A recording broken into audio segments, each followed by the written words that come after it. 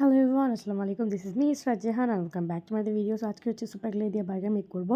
তিনটা কালার নিয়েছি, yellow, orange আর হচ্ছে ব্রাউন। তো এই তিনটা কালার ভালো করে মিক্স করে আমি গোল করে চ্যাপটা করে নিলাম অ্যান্ড এটা আমি হাফ করব। আমি প্রথমে উপরের বানটা বানিয়ে নিচ্ছি, তারপর হচ্ছে আমি নিচের বানটা বানাবো। তো এই যে নিচের বানটা বানানো শুরু করে দিলাম। এবার হচ্ছে আমি ব্রাউন এবং ব্ল্যাক কালার দিয়ে চিকেন প্যাটি বানিয়ে ফেলবো। তো ফার্স্টে আমি ব্রাউন কালারটা নিলাম, দেন হচ্ছে আমি ব্ল্যাক কালারটা দিব। এবার এই দুইটা কালারকে আমি সুন্দরভাবে মিক্স করে প্যাটির কালারটা নিয়ে আসবো। এই তো দেখতে পাচ্ছ একদম প্যাটি কালার চলে আসতেছে আস্তে আস্তে। ভালো করে মিক্স করতে হবে, ভালোভাবে, ভিতরে কোনো বাতাস থাকা যাবে না, সুন্দরভাবে মিক্স করে নিতে হবে। এই তো আমি এখন গোল করে নিচ্ছি। এবার হচ্ছে আমি চ্যাপটা করে দিব।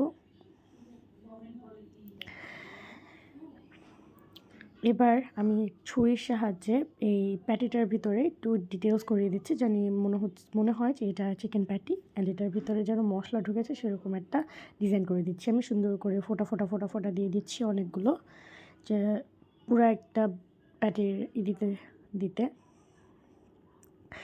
আমি এরপরে লেটুস পাতা বানানোর জন্য গ্রিন কালারটা নিয়ে নিলাম। এবার গ্রিন কালারটা বের করে ভালো করে একটু বাতাসগুলো বের করে এটাকে গোল করে চ্যাপটা করে নিব। তারপরে হাতের সাহায্যে এটাকে একটু আমি ট্যাপ ট্যাপ দিব। তারপরে একটা স্প্যাচুলার মাধ্যমে ভালো করে কেটে কেটে কেটে কেটে দিব, যেন লেটুস পাতা মনে হয় ছড়িয়ে ছিটিয়ে থাকে।